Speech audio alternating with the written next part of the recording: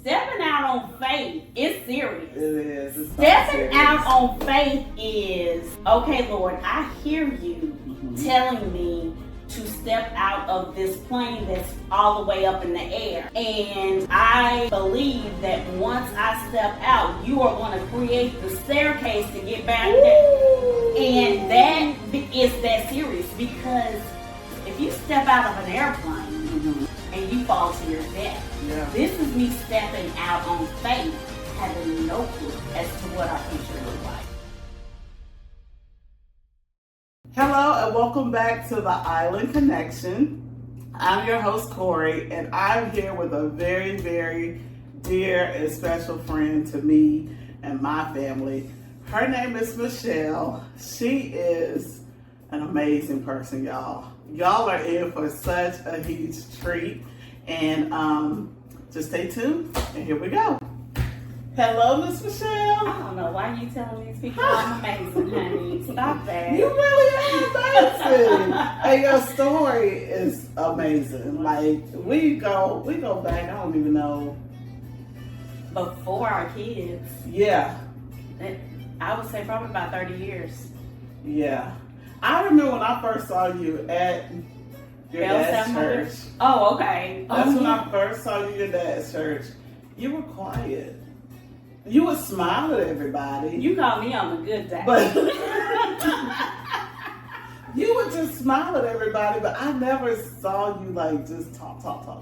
Yeah. You were never that type of person. Yeah. To me, you were always just quiet and smiling and, hey, how you doing or whatever. But I think too, because of course your dad had such a large church, I think that was just something that you were used to doing. So how was it being like a PK kid growing up? It was kind of like that. Like you just said, it's the expectation, You can't walk around with a mean look on your face or dare you to walk past someone and not speak. Even if you don't know them, they know you. Wow. So it was one of those things, that's the church life. And then the home life, it was hard because the thing is, people scrutinize preachers' kids so true more than other children. And preachers' kids are just regular kids. Fathers or mothers just happen to be in the ministry. Yep. But they're scrutinized so much. So even when you do the things that normal kids do, it's like, look at that PK. Yeah. You went to church. Right. Yeah. So did you feel pressured a lot, like growing up? I felt the pressure of it was like a battle. I'm combating what the church says I'm supposed to be versus who I want to be. Yeah. Because I am a lot of personality. I'm a lot. And then sometimes it's just like, hold on, you a little much, but that's interesting. Yeah. But I think that's kind of where I was. I was just so much, so much of me, but I didn't really know me enough to bring out me. So I think that's probably where you saw me in that space, especially as a teenager. I didn't really, I'm still trying to find out what group I should be in, what I'm thinking, what my next steps are, and all of that, and it was just that finding me stage. Little did I know that finding me stage lasted over 20 years, just trying to find me and really know who I really am. Yeah. Wow. Because I was about to ask you, how did you balance that? Like all of these years, like how? I do think it's pressure. I think it's pressure. It's a lot of pressure. I wore a lot of different faces. I had a face for church. I had a face for home. I had a face for my parents. I had a face for my friends. And that becomes a lot, because you want to be the expectation of what that specific group, what you think they want to see. Yeah. And that just kind of weighs on you. Okay, so the balance. We were talking about the balance and that you were having to wear all these different faces. But I know your parents, like, they're so down to earth. Yeah. So where did that pressure come from? Because they never really pressured you to have those, because your dad is the way he is today, the way he was yesterday. Like, he just, that's just who he is. And your mom the same way. Yeah, but also, so my parents, they are who they are. Yeah. But growing up in that household, when I wanted to act like a normal teenager, and it was serious consequences for acting like a normal teenager. It's like, you will not act like this. So you had to be at church, like. You know what? It's like when I became driving age, I remember there was like a stint, almost 3 months, that I didn't even go to church. And but I was never forced or anything like that when I was, able to drive myself, when I had a, means of transportation. I was never forced. Oh, wow. And I think it was one of those things during that period that I talked about, that 3-month thing. It was one of those things where I was just tired of having eyes on me. And that's what it feels like. You're there, and it's like microscope. Yep. And it's tiring. Woo. Okay. So, and I know that you had gotten married early on, and you have my daughter. Yeah, she got a real beautiful daughter. That's my girl. But you were married early on, and then of course you divorced. And I remember the transition that you went through, as far as, getting your own place and kind of rebuilding yourself back up again during that time. Can you take me back to what was going through your mind? I remember when you got, your townhome, and it was right next to Daddy's church. Next to the church. But it was beautiful. Yeah. Brand new built or whatever. Yeah. I remember when your daughter came and she ran in there, and she just kind of like spin, did all her spin. And I remember you sitting there on the sofa. I don't know what you were thinking, but we had came through to pick up your daughter. Yeah. And I just saw you sitting there, and I didn't know what you were thinking. I didn't want to ask you, but what was that like for you? So going back to what you said, I got married early, and I think that getting married early, and when I'm saying early, I mean at 21, and I was still in school at that time. And when I got married, it was one of those things like, I have to get out from under my parents' thumb. So as a young person... You were ready? No. But I needed to get out from under their thumb. Okay. They're two different things, Okay. Even when I, at 18, 19, 20, in school, and I remember literally being at a party, and I heard somebody say, yeah, I heard it. Wow. You couldn't go nowhere. That's his daughter. Pastor's daughter. Yeah.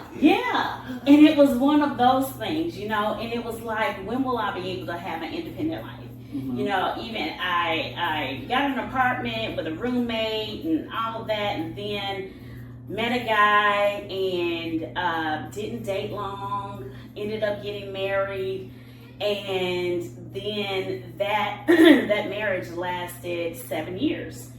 And in that 7 years, so long. Yeah. So we got married, and in 2 years later, we had my daughter.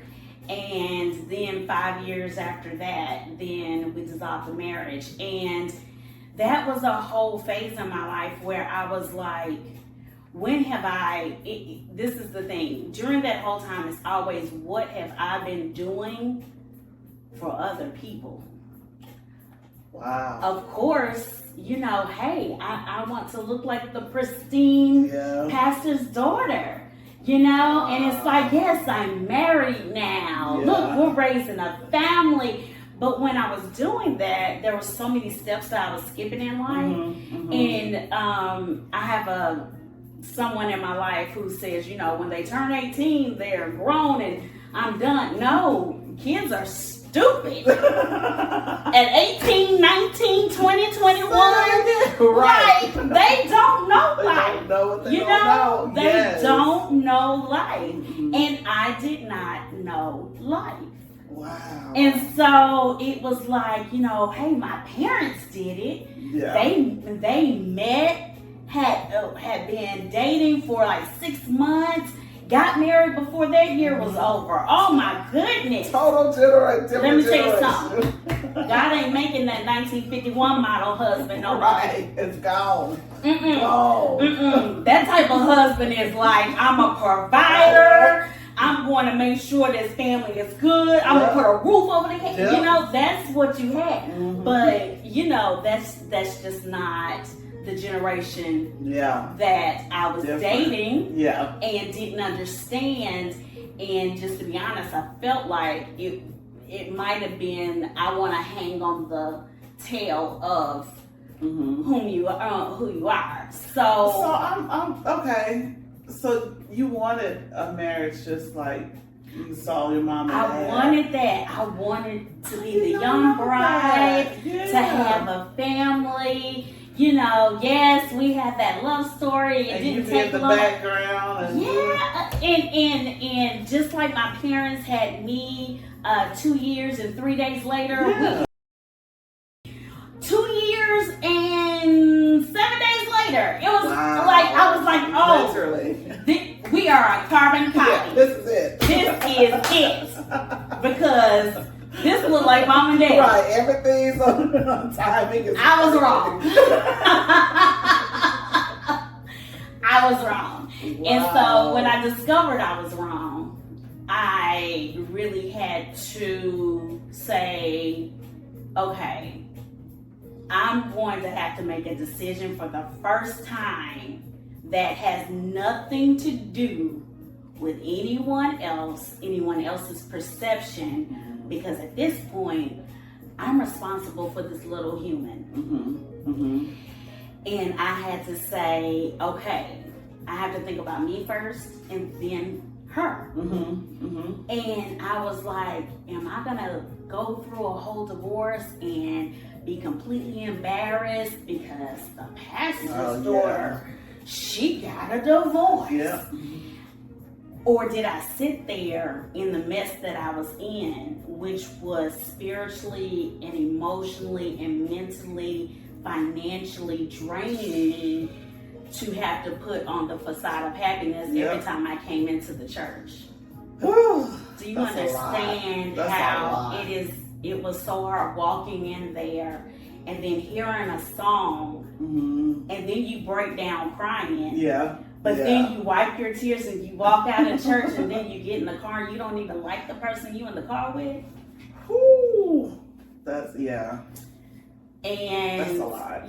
So that was, I think that might have been the first time that I had to really make a decision for me. And I'm gonna be honest, when I made that decision, I didn't really see it as for me. I saw it for my child.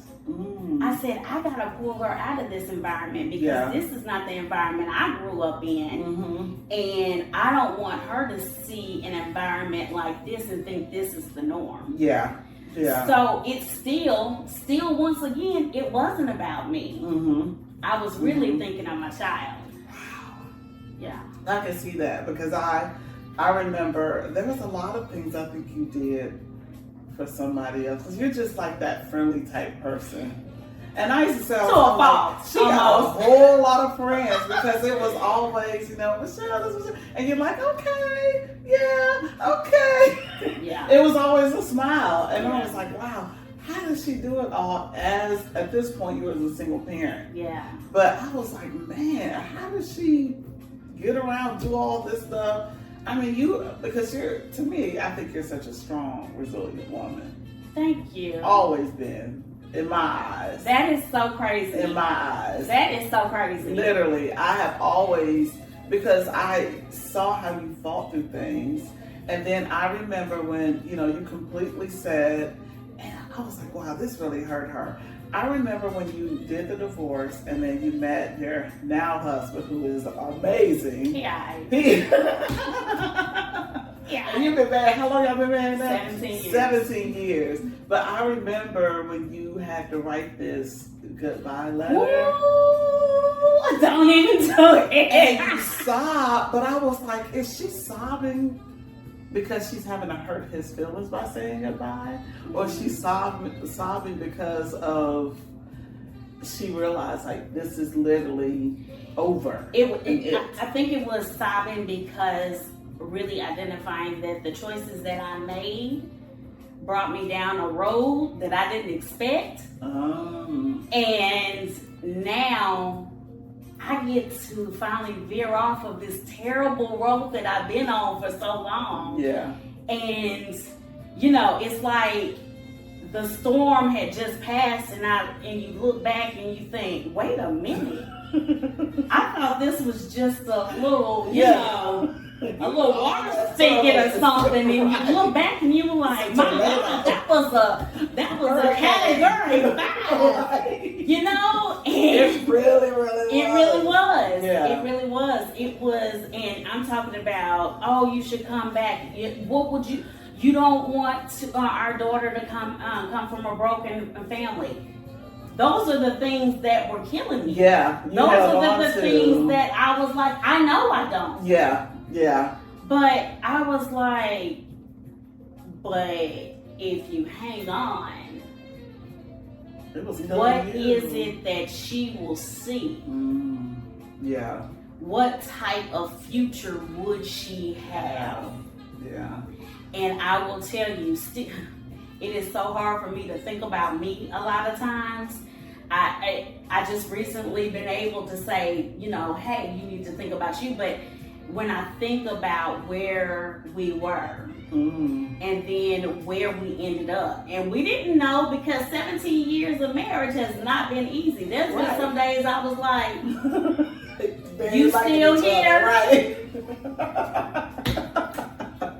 Look here. That couch. He looking at you still here. You looking at him like this. Gorgeous home. Oh, thank you.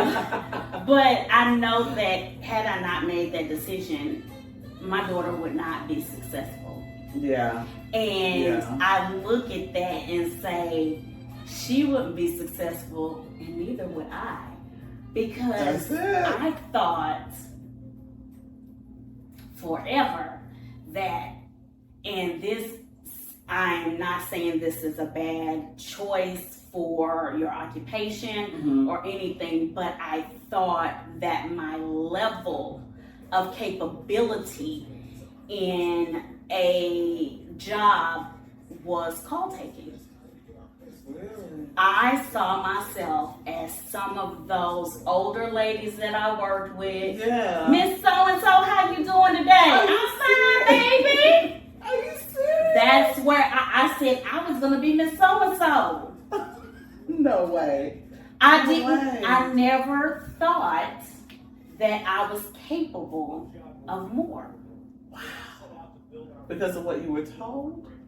Or where did that come from? This is funny. We're gonna go way off of what you were going. Because I'm curious now. So you have to recognize, as a Black community, you have to recognize where our children are in their educational levels. Yes. Now, for my daughter, I had her in Sylvan Learning Center. I had her private tutors. Yes. Some days I couldn't take her. You had to take her. I mean, I knew that because I struggled in school, that I was going to make sure that she had every tool and resource that I could afford to make her successful. Because when she told me in the 7th and 8th grade that she wanted to be a nurse, I said, well, all right. So what are our next steps now? Right. We gotta make sure the GPA is right. We gotta make sure the ACT is right. Yeah. We got, and so that was me looking at, I want to make sure that my daughter achieves her goals and achieves her success. and doesn't have a life that looks like mine at 21 through 27. I was completely focused on what I need to do. That's the reason why I said 18, it don't stop. Right. I mean, I just really don't think it stops until maybe she gets married. When she get married. Right. Because then I'm going to be like, whoo. Then you know what your daddy said, yes. right? Yes. That's the reason why he didn't bring her back. When he gave me my husband, he said, whoo, there she go. I took her back once, I'm not taking her back again now. So yeah, it's that. And I wanted to make sure. So when I think about that, I'm thinking, oh my goodness, I look at her every day and I'm like, it's literally a miracle. It's a miracle because she was a premature baby. Yeah. It's a miracle because she had struggles in school and I had to make hard parenting decisions on my own. Yes. To make sure, although it was going to hurt her temporarily, it was going to help her in the long run. Yeah. I had to make decisions like that. Yeah. We was eating hot dogs and, something like that just to make sure that I could pay for a Sylvan Learning Center. And keep in mind, again, during that time, I'm that call taker. I'm making that call taker wages. No child support. No, I mean, if it came through, it was like... But it wasn't a consistent... Child. Yeah. Yeah. I just remember those days where it had sight words. And child, I had them all over the wall. I made them into clouds and put them up on the walls. I'll never forget. Why can't we get these sight words? The sight words. I'll never forget. We had to pick her up from school. I had to pick her up from school because I think you were working over or something. You had a meeting or something. And I picked her up and you literally told me, make sure you go over these sight words with her. She was so excited, y'all, to get in the car with me. And then had to do some schoolwork. G-Ma ain't always fun, is she? She was like, I just saw her on the back seat. She was like, and I said, hey, she said, what are we getting ready to do? I said, I'm going to take you out to get some ice cream. I said, when we get home, your mom already called. She told me you got this sight word. She went.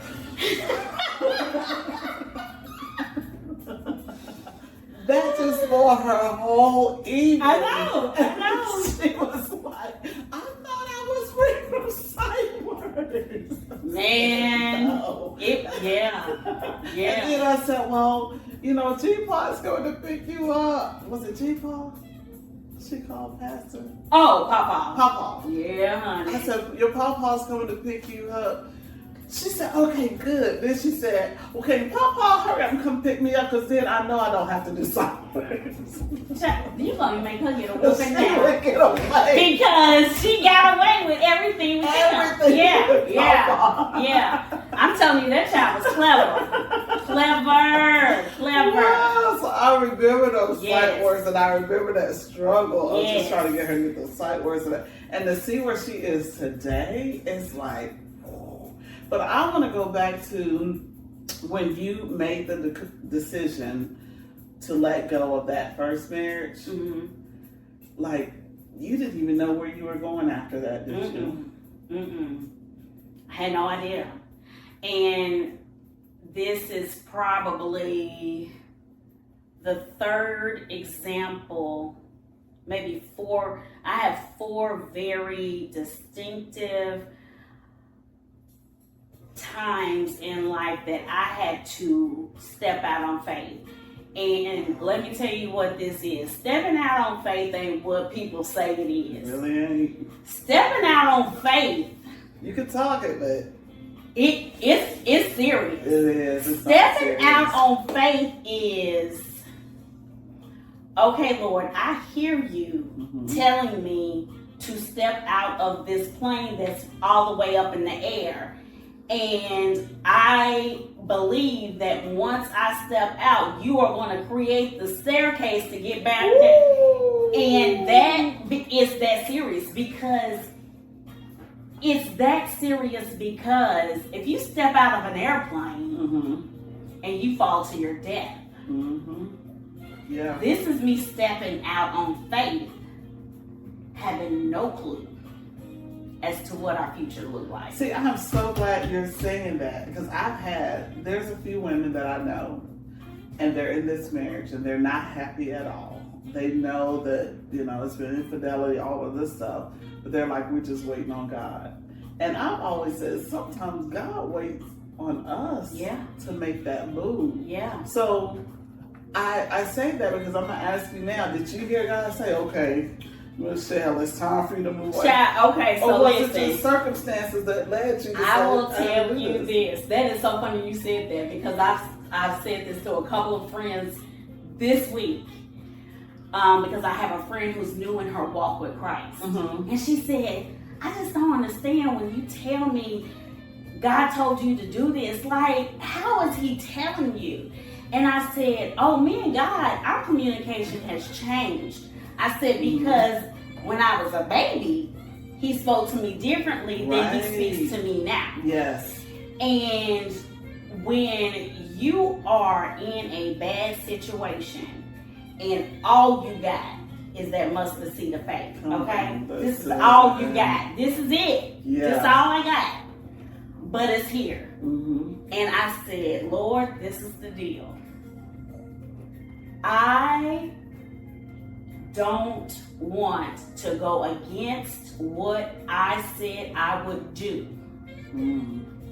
I made a covenant, and this is it. I said, but listen, I am being torn down. I am worried about my child. And I'm worried about what the next year will even come. And I said, so listen here. This is it. I said, I don't want to sign. This is how you got, me and God talk like, me and God talk like you. Yeah. I can't get up there and talk about their here, there, and here, and bend knee and bow. You to me are you like David to me. Yeah. David was just the same way. I just got, I said, so Lord, I said, this is it. I said, I can't rely on a sign. I can't rely on an inkling. I need for you to speak to me. Clearly. Loud and clear.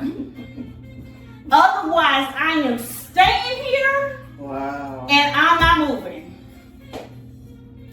And then one day, he spoke to my ex-husband. What? We were in a very silly argument. Ridiculously silly. This is why I knew it was him. It was as simple as being mad about cutting a picture off of the full sheet. I said, I just really wish you would go. And he said, how about this? How about you go? And I said, whatever. I said, I can't. I'm here. He said, yes, you can.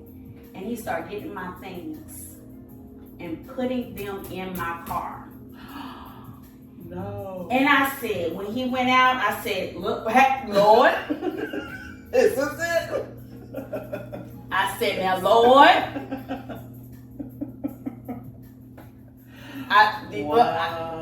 Look here, I'm going to lay this out when he come back. Yeah. Now, if this is what I'm supposed to do, it needs to be concrete. And I said, if you continue, when he came back in to get the next load of stuff out of the closet, I said, if you continue to put my things in my car, I said, when I leave here, I'm leaving, I'm never coming back, and I'm filing for divorce today. And he said, get your and go. And then he continued to put my stuff in the car. And I said, Lord, you speak through demons? Wait a minute. Wow. Wait a minute. Wow. And so when he said that, Corey, I was like, oh, let me get my stuff. I It's showtime. Wow. I was grabbing what I could. Car was full to the with the baby. And then I was like, would not let me get any of the baby stuff. But this is what happens.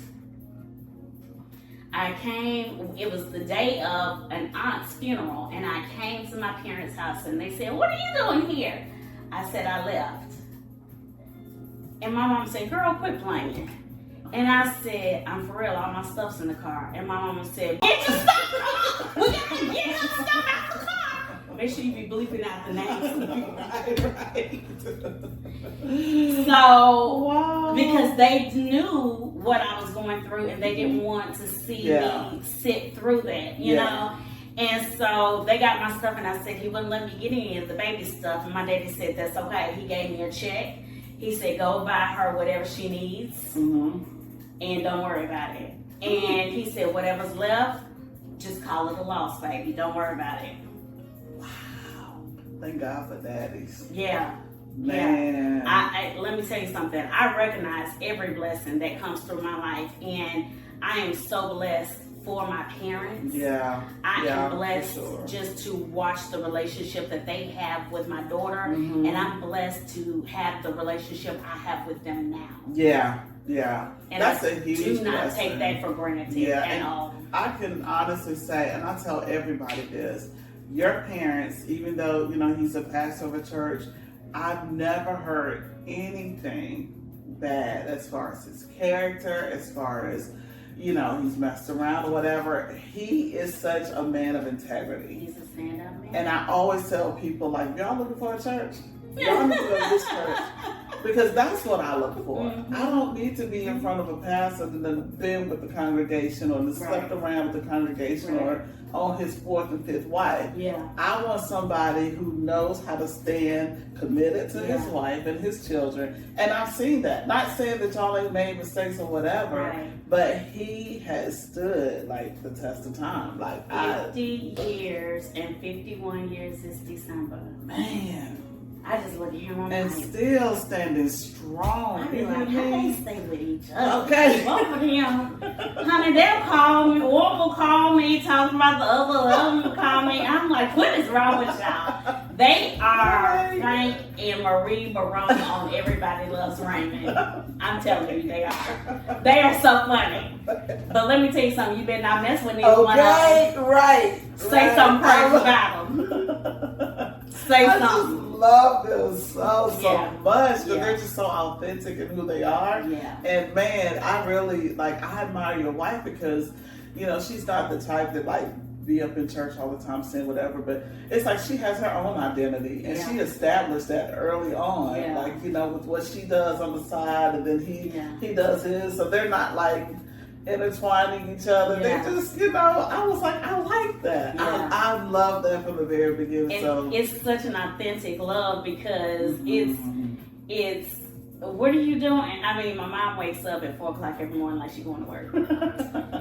And she eats her breakfast, and then by 5:30, she's making his breakfast. And then she takes his breakfast in the sunroom, and then she sits there while he eats breakfast. They read the paper. Girl, who still get the paper? Lady M. I mean, and that's just, you know. Wow. That's so cute.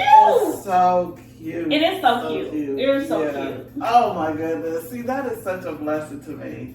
And so I look at you now, and during that time you were going through all of that, you didn't have like a bachelor's or master's degree.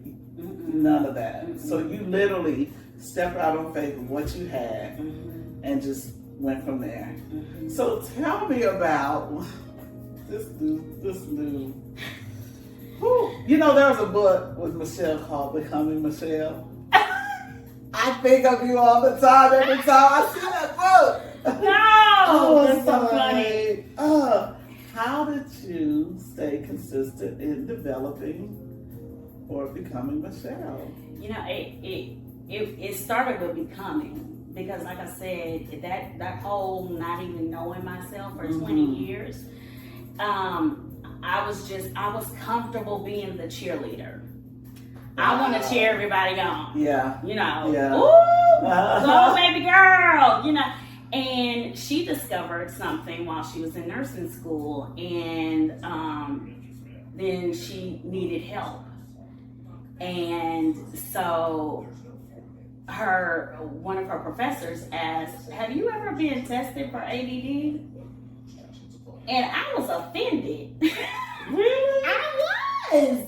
And I think that's the reason why the Black community, we have so many struggles. Yeah, we're lacking. We are lacking because we don't address the issues. We don't address the issues, and we don't address them early enough. Right. Yeah. And so, you know, she got all the help that she needed. And when she got ready, and what's so funny, she read this is how we were testing it. I have an amazing PCP. He got us connected with an amazing psychiatrist nurse.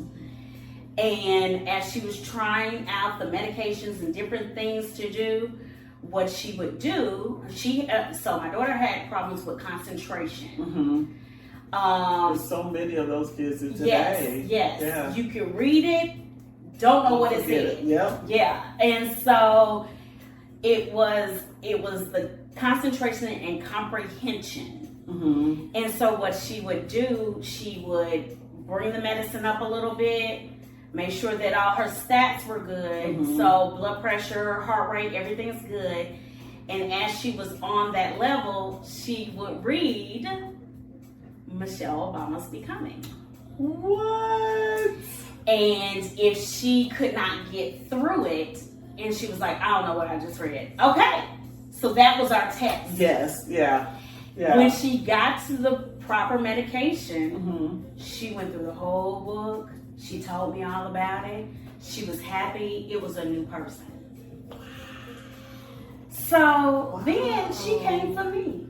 Okay, mommy, I'm good. Now it's your turn. I said, wait a minute, girl. You ain't that grown. But she was like, mommy, I think that you have these same issues. And then I have a cousin who lives in Atlanta and said, I've been on medication for 3 years. He said, you gotta understand. He said, when you decide that you want to have this addressed and you get properly medicated, everything will slow down. Wow.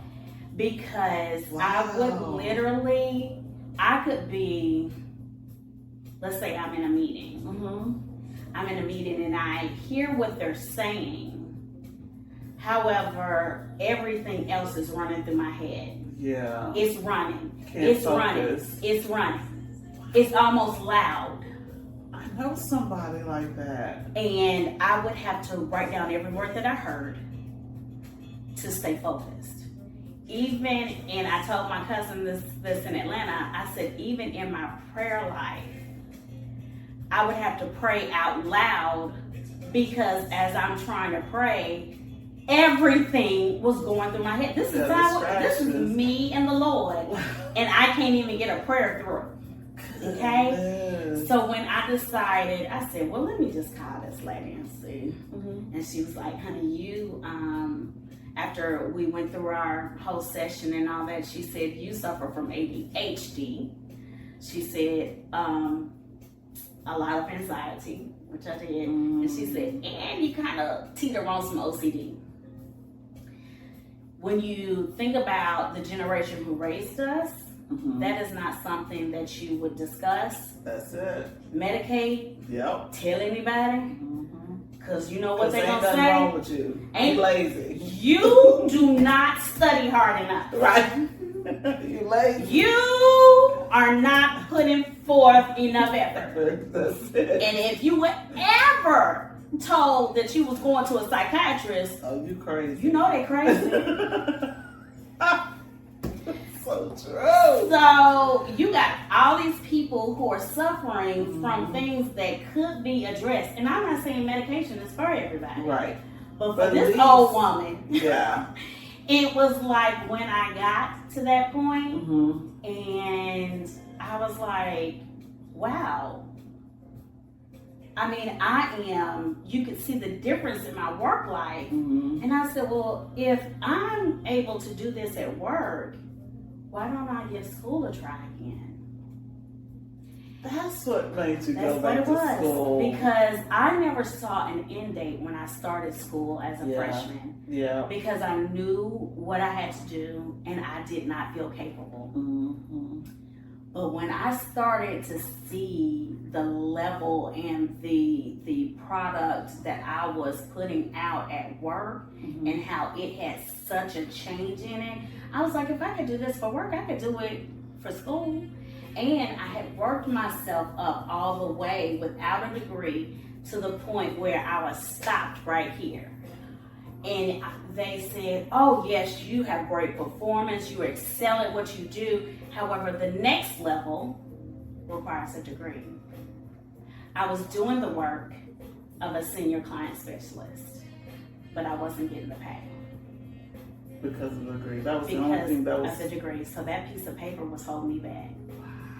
So... How were you feeling about that? Was that a level of fear that came over you? Like, okay, it was a level of fear when because me and God been having this conversation for years about going back to school. And I was like, see, the thing is, Lord, my child's in school, so I can't go to school. Like he didn't know. Like he didn't know. Sometimes I just think that I gotta believe my case. Right. You know, now that he's not just roaming around here and seeing what's happening every day.